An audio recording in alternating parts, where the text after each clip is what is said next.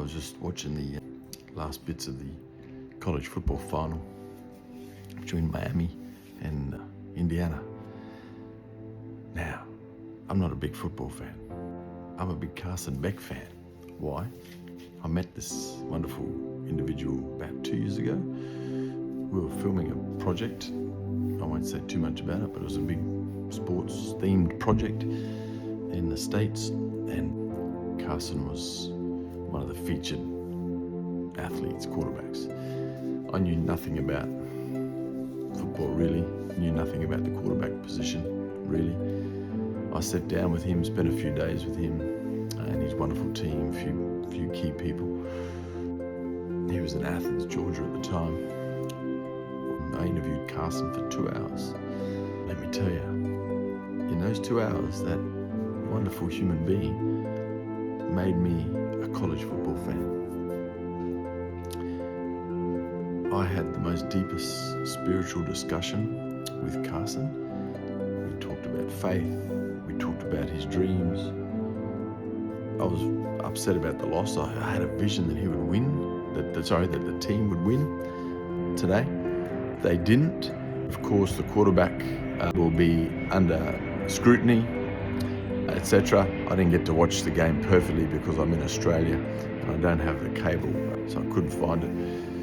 Of course, the quarterback will be under scrutiny, but that's the person who's put in there, step forward as the main face of the team. So whenever that you're the individual that is the one who is the face of the team, whether you're a director, creative person, whether you're an author, that's what you risk. And when I spoke to Carson those 2 years ago, he instilled in me a new faith, a new belief in myself, just by listening to his story and his faith and his belief in his vision and his dreams. Now, I know, because I've seen it as well, God isn't done. God is not done. When we face an apparent loss or a setback, that's not the end. Now, I believe firmly that whatever this individual does, Carson Beck, it's going to be brilliant.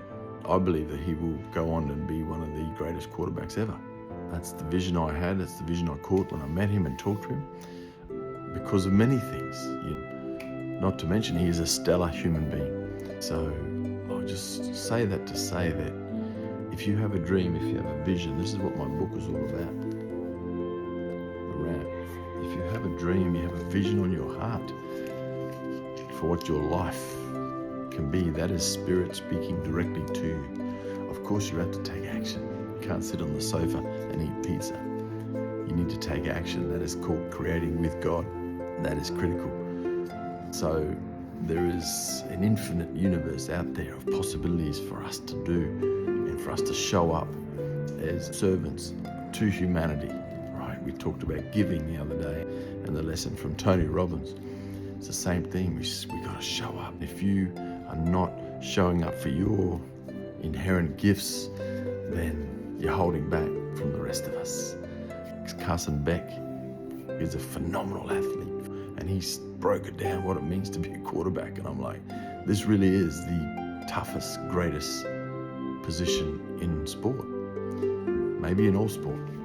And I'll tell you what, the amount of responsibility and pressure on the shoulders of those young men is enormous. And I know we're only talking about sport, but there is something about watching someone exceed at that level that really uplifts the rest of us. And I tell you what, when I sat down and we spent a few days with Carson, sat down and interviewed him for probably 2 hours, I walked away with a renewed sense of what I can be. And I'm probably 35 years older than him, probably 34, 33 years older than him. So the lesson is we don't give up. We take inspiration when and where we can. We keep going, we keep rising. The dream is real, believe in it, and God's Spirit will always have something. There's always something for you if you take action. Creation is the key. Blessings.